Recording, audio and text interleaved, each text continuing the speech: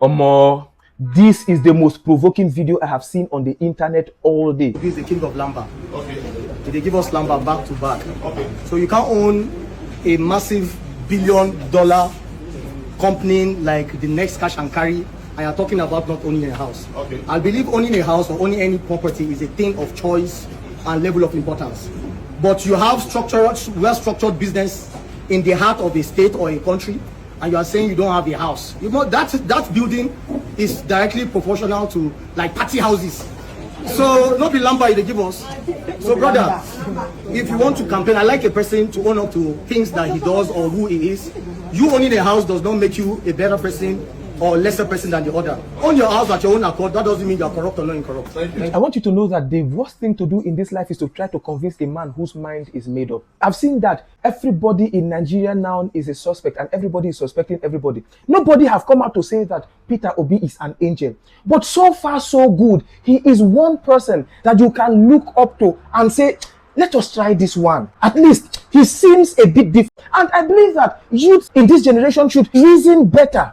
Because how does this person not understand that what he meant was not that he is not able to afford buildings in Abuja or other places in the world, but that it is the insatiable desire of men that brings greed and allow them the foolishness to be stealing everything, both what they need and what they don't need. He was just trying to paint a picture of a man who is comfortable and is contented. He has a house in his village. Does he live everywhere in Nigeria? No, he lives in Onitsha. So him having houses and building everywhere in Nigeria or the world is him creating more problems for themselves. Have you not seen families fighting over ownership of properties after the demise of their father or their parent? When I entered the comment section, this is what I saw. The first one was say, the biggest problem most young Nigerians have, especially those down south, is that they know too much. A man has told you an honest, verifiable truth, but because you have an underlying trauma of leaders stealing from you, you must dent that truth to fit him into the trauma-defined picture of a leader you have in your mind. A sick way to think. Imagine what full-grown adults are arguing over. A simple statement that requires common sense to understand. His statement doesn't signify that he is trying to be righteous or broke or anything of such. This is his philosophy and his belief that owning houses here and there is not necessary. And it's because of the greed to own houses everywhere that makes most politicians corrupt, because they are willing to steal public funds just to live the luxurious lifestyle, which isn't necessary. He can decide to own a house in Abuja, but he doesn't want any because he's content with his own house in Anambra, as he's mostly in Anambra. He only made an example that if he owns a house in Abuja, it would cost him more to maintain it than just to lodge in a hotel anytime he comes to Abuja. And that should be a standard for life.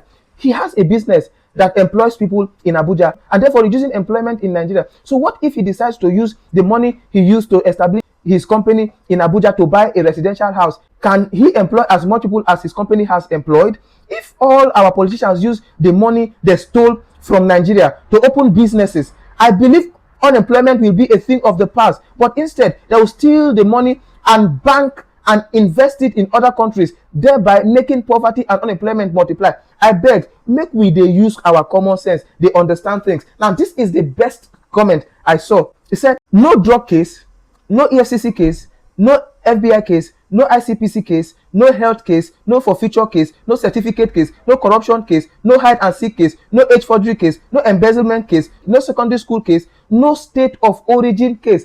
If your politician that you trust, that one that you believe is better than Obi, has this record, please push him forward. If you're not saying that Sowore is too lousy and too arrogant, you'll be saying that Peter Obi is too good to be true. He is too good to be true and we love him like that. I just wanted to put this straight and I hope this makes you well, because now this be the problem. Thank you.